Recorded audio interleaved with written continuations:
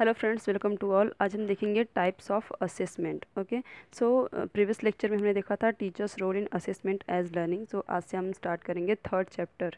तो third chapter में है आपका types and assessment, types and approaches to assessment. Okay, so first one is formative assessment. Formative assessment क्या है? Formative means वर्णात्मक या रचनात्मक, ठीक है।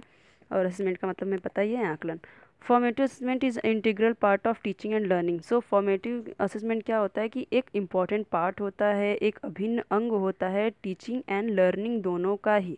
क्योंकि टीचिंग का हमें पता है, टीचर देखता है, बच्चे को मॉनिटर करता है, तो उसे पता चलता है कि हाँ, बच्चे की लर्निंग कहाँ पे सही है, कहाँ पे नहीं सही है, कहाँ पे उसे इम्प्रूवमेंट की ज़रूरत है। ओके, तो यहाँ पे वो ये भी समझता है कि बच्चे की नीड के अकॉर्डिंग अगर उसे अपने टीचिंग स्टाइल या टीचिंग मेथड में उसे या फिर उसे स्ट्रेटजी में उसकी जो भी है उसमें अगर मॉडिफाई या चेंजेस करने की ज़रूरत है, वो चेंजेस भी करता है। इसलिए टीचर के लिए भी ये बहुत ही इम्पॉर्टेंट है। सो फॉर्मेटिव असेसमेंट को ये क्या करता है? बच्चे की प्रोग्रेस को चेक करता है, उसकी नीड को आइडेंटिफाई करता है, ठीक है। उसकी नीड के अकॉर्डिंग ही टीचर अपनी टीचिंग को कैरी ऑन रखता है और या फिर उसमें चेंजेस करता है, जैसा बच्चे के लिए अच्छा रहता है वैसा ही करता है। It does not contribute to the final mark given for the module. Instead, it contributes to learning through providing feedback. तो ये क्या करता है? फाइनल मार्क नहीं देता, ठीक है। इसमें ग्रेडिंग सर्टिफिकेट नहीं मिलता, लेकिन इसमें क्या होता है कि ये हेल्प करता है कि बच्चों की लर्निंग कैसी हो रही है उसके लिए वो फीडबैक प्रोवाइड करता है। ओके, सो फाइनल मार्क के लिए ये नहीं है, ये सिर्फ इसलिए है कि ऑन गोइंग प्रोसेस है। ये क्यों है? ये होता क्या है?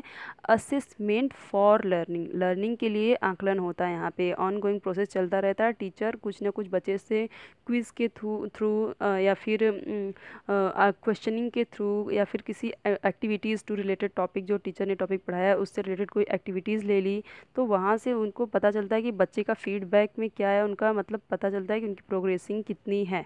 Okay, it should indicate what is good about a piece of work and why this is good. तो यहाँ पे टीचर ये देखता है कि बच्चे के लिए जो वर्क किया जा रहा है, बच्चे का जो वर्क परफॉर्मेंस है वो कितना अच्छा है, ठीक है। और वो किस बेसिस पे अच्छा है, किस सब्जेक्ट में अच्छा है। और अगर वो अच्छा नहीं है, अगर जैसा टीचर चाहता है वैसा उसकी परफॉर्मेंस उस तरीके की उसकी परफॉर्मेंस नहीं है, तो क्यों नहीं है, उसके लिए वो ज़रूरत क्या है, ये देखता है। तभी टीचर क्या करता है, उसे इम्प्रूव करने की ज़रूरत है, उसे समझ में आता है, तो उसे किस तरीके से, how the work could be improve, वो किस तरीके से इम्प्रूव हो सके, उसकी लर्निंग कैसे अच्छी हो सके और कितना अच्छी उसमें और भी ज़्यादा उसमें क्लियरिटी आए और भी ज़्यादा उसमें अच्छा कर सके, उनकी लर्निंग एनहेंस हो। इसके लिए वो टीचर और स्टूडेंट्स मिलकर काम करते हैं। तो इसमें क्या होता है? सेल्फ असेसमेंट भी होता है फॉर्मेटिव असेसमेंट में, एंड पीयर असेसमेंट भी होता है। पीयर असेसमेंट में क्या होता है कि बच्चे एक दूसरे के मिस्टेक्स को देख के समझते हैं, एक दूसरे से कुछ सीखते हैं, ठीक है। सो वहाँ पे वो एक दूसरे से भी सीखते हैं और सेल्फ असेसमेंट करके भी सीखते हैं कि मुझे में क्या प्रॉब्लम है, मुझे कहाँ पे प्रॉब्लम आ रही है। तो ये भी चीज़ें इसमें होती है फॉर्मेटिव असेसमेंट में। Effective formative feedback will affect what the student and the teacher does next. तो इफेक्टिव फॉर्मेटिव असेसमेंट के थ्रू ही पता चलता है, उन्हें जो फीडबैक मिलता है उसी के थ्रू पता चलता है कि स्टूडेंट्स और टीचर्स को नेक्स्ट स्टेप पे क्या करना है, ठीक है। दैट मीन्स कि सपोज़ कि बच्चे को नेक्स्ट हायर क्लास में जाना है, तो उसके लिए बच्चे की जो लेवल है, वो जो क्राइटेरिया है वो अच्छी है या नहीं है, ठीक है, वो देखने के लिए किया जाता है। ओके, सो नेक्स्ट देखते हैं समेटिव असेसमेंट। तो फॉर्मेटिव असेसमेंट में हम समझ गए कि ये ऑनगोइंग प्रोसेस होता है। इसमें टीचर ऑब्जर्व करता है, डिस्कशन करता है बच्चों से और उन्हें चेक आउट करता रहता है, ठीक है, मॉनिटर करता रहता है, जिससे कि बच्चे की जो परफॉर्मेंस है वो और अच्छी हो सके, उनकी लर्निंग एनहेंस हो सके। सो देखते हैं समेटिव असेसमेंट। सो समेटिव असेसमेंट क्या है? रचनात्मक आकलन। ओके, सो समेटिव असेसमेंट क्या होता है? ये end of the year, end of unit या जो प्रोजेक्ट होता है उसके लिए किया जाता है, ठीक है। सो ये एक फिक्स्ड पीरियड के बाद ऑल ओवर परफॉर्मेंस को डिटरमाइन करने के लिए किया जाता है। बच्चे का ऑल ओवर परफॉर्मेंस कैसा है, जितना उसने होल ईयर में पढ़ा है, जितना उसने जिसका उसका अगर 6 महीने का कोर्स है, 1 साल का कोर्स है, 3 साल का कोर्स है, तो वो पूरा उसमें कितना उसका परफॉर्मेंस रहा है उसको डिटरमाइन करता है, उसके लिए ग्रेडिंग देता है, उसके लिए सर्टिफिकेट एंड मार्क्स दिया जाता है। सो ये क्या है? It is assessment of learning. ये लर्निंग असेसमेंट जो लर्निंग हुई है बच्चे की, उसका असेसमेंट करता है कि लर्निंग कैसी हुई है। यहाँ पे टीचर यहाँ पे इम्प्रूवमेंट नहीं करता बच्चों का, सिर्फ ये देखता है कि उसकी लर्निंग कितना हुई है, उसी के अकॉर्डिंगली, उसी के परफॉर्मेंस के अकॉर्डिंग उसे ग्रेड या मार्क्स दे दिया जाता है। ठीक है, सो पढ़ लेते हैं थ्योरेटिकल पार्ट इसका क्या है।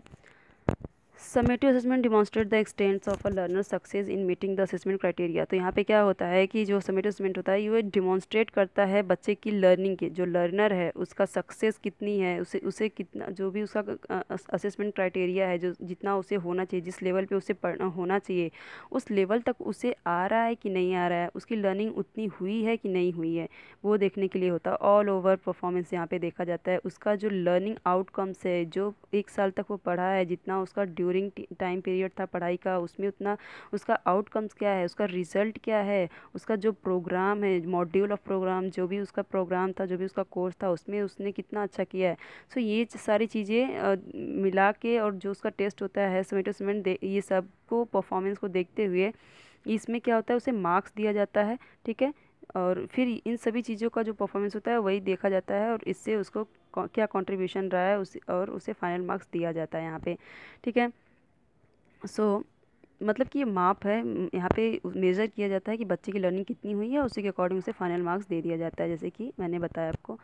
It is normally used at the end of a unit of teaching. तो ये क्या है, एंड ऑफ यूनिट, या फिर एंड ऑफ टीचिंग, या फिर एंड ऑफ ईयर, उसका असेसमेंट किया जाता है, समेटिव असेसमेंट किया जाता है। ठीक है, तो जो भी उसका रिज़ल्ट आता है वही होता है समेटिव असेसमेंट की, उसे कितना पास है या फेल है, या उसका ग्रेडिंग कितना अच्छा है कितना नहीं है एक दूसरे बच्चों से, वो देखा जाता है। ठीक है, summative assessment is used to quantify achievement, to reward achievement, to provide data for selection. That means कि जो योगात्मक आकलन है उसका उपयोग क्यों किया जाता है, उपलब्धि प्राप्त करने के लिए, कि उसका जो अचीवमेंट है वो देखने के लिए, कितना अचीवमेंट उसने किया, और उसे रिवॉर्ड देने के लिए, उसकी उपलब्धि पे उसे पुरस्कृत करने के लिए, कितना अच्छा किया उसका पुरस्कार देने के लिए। ठीक है, उसे अप्रिशिएट करने के लिए, प्रेज़ करने के लिए उसे होता है असेसमेंट, समेटिव असेसमेंट, कि कितना अच्छा किया है।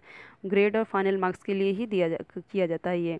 और इससे क्या होता है, उनके ये जो डेटा होता है, ठीक है, जो समेटिव असेसमेंट का जो डेटा होता है, इससे ये डिटरमाइन होता है कि बच्चे का सिलेक्शन जो एम्प्लॉयमेंट में है वो होगा कि नहीं होगा, किस पोस्ट पे होगा, किस लेवल पे होगा, या फिर वो हायर एजुकेशन के लिए नेक्स्ट ईयर जाने के लिए वो हुआ है, वो तैयार हुआ है कि नहीं। अगर सपोज फेल हो गया तो वो फिर उस नेक्स्ट ईयर में नहीं जाएगा, वो उसी में ईयर में रहेगा, और उसे अच्छे से फिर से उसे किया जाएगा, अच्छे से पढ़ाया जाएगा, तब भी वो नेक्स्ट ईयर जा सकता है। तो ये देखने के लिए कि नेक्स्ट ईयर वो जाने लायक है या नहीं है, अच्छे एम्प्लॉयमेंट के लिए वो मतलब प्रॉपर है कि नहीं है, वो सारी चीज़ें कंसिडर करने के लिए समेटिव असेसमेंट किया जाता है। For all these reasons, the validity and reliability of summative assessment are of the greatest importance. So, इन सब रीज़न, बिकॉज ऑफ दिस, इतने सारे, उसकी जो अपॉर्चुनिटी है, उसके मार्क्स, उसका एम्प्लॉयमेंट, उसका नेक्स्ट ईयर जाने के लिए, जो उसका एकेडमिक नेक्स्ट लेवल पे जाने के लिए, उसके फ्यूचर के लिए बहुत ज़रूरी है कि जो वैलिडिटी है, जो वैधता है, जो रिलायबिलिटी है, जो विश्वसनीयता है किसका, असेसमेंट, समेटिव असेसमेंट का, वो बहुत ही इम्पॉर्टेंट होता है बच्चे के समेटिव असेसमेंट। जब उसकी लर्निंग में जब समेटिव असेसमेंट किया जाता है, एंड ऑफ ईयर किया जाता है, तो उसमें एक एक्यूरेटी होनी चाहिए, एक क्लियर होना चाहिए, क्लियरिटी होनी चाहिए, और वो पूरा का पूरा जो भी डेटा हो सब कुछ सही हो, कुछ भी उसमें पक्षपात नहीं होना चाहिए, कोई भी उसमें इनकरेक्ट डेटा ना हो, ऐसा, क्योंकि वो उसके फ्यूचर की बात है। ठीक है, तो इस पे फ्यूचर डिपेंड करता है, उस पर मार्क्स डिपेंड करता है, तो इसलिए ये बहुत ही ज़रूरी है कि उसकी वैलिडिटी एंड रिलायबिलिटी डिटरमाइन किया जाए कि वो एक्यूरेट हो। Summative assessment can provide information that has formative diagnostic value. जो समेटिव असेसमेंट होता है ये प्रोवाइड करता है इन्फॉर्मेशन, किस चीज़ का, फॉर्मेटिव, जो फॉर्मेटिव हमने देखा पहला, कि बच्चे की लर्निंग कितनी अच्छी हुई थी। अगर बीच बीच में बच्चे को अच्छे से लर्निंग की गई है तो उसका लास्ट में रिजल्ट अच्छा ही आना है। और डायग्नोस्टिक, बच्चे को कितने अच्छे से डायग्नोस किया गया, उसकी जो प्रॉब्लम थी उस पर सुधार किया गया कि नहीं किया गया, टीचर ने उसके जो उसका वीक पॉइंट था, वीक सब्जेक्ट था, उस पर उसने काम किया, उसे डायग्नोस किया कि नहीं किया, ये सारी चीज़ पता चलती है। और इसका कितनी वैल्यू है फॉर्मेटिव डायग्नोस्टिक का, वो दोनों का वैल्यू समझ में आता है कि अगर ये दोनों अच्छे से हुआ रहेगा तो समेटिव असेसमेंट भी बहुत अच्छे से होगा। अगर उसे अच्छे से फॉर्मेटिव असेसमेंट किया जाएगा, उसकी असेसमेंट फॉर लर्निंग अच्छे से हुई रहेगी, उसे डायग्नोस्टिक असेसमेंट अच्छे से हुआ रहेगा, तो उसका समेटिव असेसमेंट, उसका रिजल्ट बहुत अच्छा आएगा। ठीक है, उसी पे डिपेंड करता है। अगर अच्छे से किया गया रहेगा तो अच्छे से आएगा, अगर अच्छे से नहीं किया गया तो नेगेटिव रिजल्ट आएगा। Next one is diagnostic assessment. Third one is diagnostic assessment, निदानात्मक आकलन। इसमें क्या होता है कि देखते हैं हम कि एक ही क्लास में हर बच्चा एक बराबर नहीं होता। कोई बहुत अच्छा होता है पढ़ाई में, कोई बहुत वीक होता है, कोई किसी सब्जेक्ट में अच्छा है, कोई किसी सब्जेक्ट में अच्छा नहीं होता। तो टीचर देखते हैं जो बच्चे फेल हो रहे हैं या फिर बार बार उनका टेस्ट अच्छा नहीं जा रहा है, और उनकी तो फिर टीचर क्या करते हैं, उनका जो फेलियर का रीज़न है, जो उनका असफलता का कारण है, वो टीचर ढूंढता है। और उनकी लर्निंग ज़्यादा इफ़ेक्टिव नहीं है तो क्यों नहीं है वो देखता है टीचर, तो वो अपने में चेंजेस करता है। सो देखते हैं क्या है। Like formative assessment, diagnostic assessment is intended to improve the learners experiences and their level of achievement. तो फॉर्मेटिव असेसमेंट की तरह ही है, क्योंकि उसमें भी क्या होता है, टीचर चेक करते रहता है, मॉनिटर करते रहता है बच्चे को कि बच्चे की लर्निंग हो रही है कि नहीं हो रही है, अच्छे से हो रहा है कि नहीं हो रहा है, जो भी चैप्टर पढ़ाया वो समझ में आया कि नहीं, जो कल पढ़ाया था वो आया कि नहीं। तो इसी तरीके से डायग्नोस्टिक भी होता है कि टीचर देखता रहता है कि बच्चे को कहाँ पे प्रॉब्लम आ रही है, उसका निदान किया जाना चाहिए पहले, ठीक है। सो उसी की तरह होता है कि उसकी जो अचीवमेंट की लेवल है वो कहाँ तक है, जो उसका एक्सपीरियंस है वो कहाँ तक है, जो उसकी लर्निंग एनहेंस हो रही है कि नहीं हो रही है, इम्प्रूव हो नहीं रही है कि नहीं हो रही है। ये सारी चीज़ें होता है डायग्नोस्टिक असेसमेंट में। Diagnostic assessment looks backward rather than forward. तो यहाँ पे क्या होता है, आगे देखने की बजाय टीचर क्या करता है, पीछे देखता है, पीछे की जो उसकी टीचिंग हुई है वो अच्छे से हुई है कि नहीं हुई है। टीचर पढ़ाने के पहले एक बार पूछेगा कि आपको कल वाला समझ में आया या नहीं आया, कि नहीं आया तो क्यों नहीं आया, वो सारी चीज़ें आगे बढ़ने से पहले पीछे वाला सब क्लियर होना चाहिए। It assesses what the learner already knows and or the nature of difficulties that learner might have। तो यहाँ पे क्या होता है कि टीचर ये असेस करता है कि बच्चे को ऑलरेडी क्या पता है क्या नहीं पता है, नेचर ऑफ डिफ़िकल्टीज, उसे किस तरीके की डिफ़िकल्टीज आ रही है, मैथ्स में आ रही है, हिस्ट्री में आ रही है, किस चीज़ में उसे प्रॉब्लम आ रही है, इंग्लिश में आ रही है, किस में आ रही है प्रॉब्लम, उसे समझ में नहीं आ रहा है, या टीचिंग मेथड जो है वो नहीं समझ में आ रहा है, या फिर टीचर की टीचिंग स्टाइल ही नहीं समझ में आ रही है। तो यहाँ पे टीचर क्या करता है, उसे चेंज करता है, उसे डायग्नोस करता है, और अपनी जो टीचिंग लर्निंग का जो जो टीचिंग का उसका स्ट्रेटजीज़ है उसे मॉडिफाई करता है, उसमें चेंजेस करता है। ओके, अगर अनडायग्नोस्ड रह जाता है बच्चा, अगर उसकी लर्निंग उस देखा नहीं जाता है और उसकी प्रॉब्लम वहीं पे वहीं रह जाती है, तो ये क्या होता है, उसकी जो लर्निंग है उसमें उसकी जो लिमिट है, वो जो इंगेजमेंट होती है वो कम ही होती है, लिमिट में होती है, ठीक है। तो वो उतने अच्छे से नहीं हो पाएगी जितना, सपोज़ पीछे पीछे का उसे नहीं आ रहा है, आगे आगे का पढ़ाते जा रहे हैं, सपोज़ उसे डिवीजन नहीं आ रहा है, मल्टीप्लिकेशन नहीं आ रहा है, और वो आगे आगे और भी ज़्यादा इक्वेशन पढ़ाने लगे, तो वो सारी चीज़ें उसे कैसे आएगी, ठीक है। It is often used before teaching और व्हेन अ प्रॉब्लम अराइजेज। ये कब किया जाता है, मैंने आपको बताया कि टीचिंग के पहले ही, जब या फिर जब उसे कोई प्रॉब्लम अराइज़ होती है, जब कोई प्रॉब्लम आता है बच्चे को पढ़ाई में, पूछता है या फिर टीचर पूछता है कि ये आया या नहीं आया, रेज योर हैंड्स, तो बच्चे को जिसको आया वो हाथ उठा देता है, जिसको नहीं आया वो हाथ नहीं उठाता है। तो टीचर को क्यों नहीं, बच्चे को क्यों नहीं आया तो पूछते हैं, या फिर टीचर पूछता है कि कल मैंने जो पढ़ाया वो आपको समझ में आया कि नहीं। थर्ड फोर्थ लेसन पढ़ाने से पहले वो थर्ड लेसन के बारे में पूछेगा, थर्ड लेसन उसे आएगा तो तभी वो आगे बढ़ेगा। अगर थर्ड लेसन नहीं आ रहा है तो वो क्या करेगा, उसी को फिर से पढ़ाएगा, फिर से अच्छे से समझ आएगा कि क्यों नहीं समझ में आया। So next one is dynamic assessment. Dynamic assessment की चेंजेस, एक बोलते हैं ना कि एक स्थिर नहीं होना चाहिए, पढ़ाई लिखाई एक स्थिर नहीं होना चाहिए, उसमें कुछ चेंजेस लाते रहना चाहिए। ये देखते रहना चाहिए जो बच्चा रेगुलर पढ़ता जा रहा है वो तो ठीक है, वो हमेशा पढ़ रहा है तो उसको आएगा ही।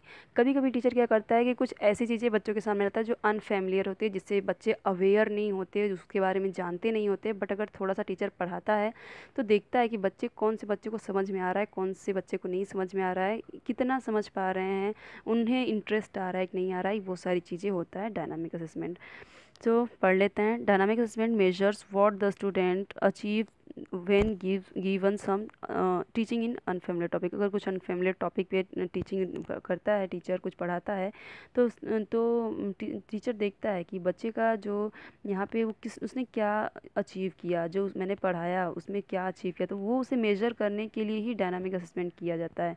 बच्चे ने उससे क्या सीखा, उसमें उसमें से कुछ क्या नई चीज़ सीखा। Okay, an example might be assessment of how much Chinese और Russian language is learned by student certificate courses। देखिए, अभी हम देख रहे हैं कि अभी आजकल सब लोग, कोई जापानीज सीख रहा है, इंग्लिश तो सीख ही रहे हैं, कोई रशियन सीख रहे हैं, कोई फ्रेंच सीख रहा है। क्यों? क्योंकि इसमें अभी जॉब प्लेसमेंट आती है, अच्छी जॉब मिल जाती है, ठीक है।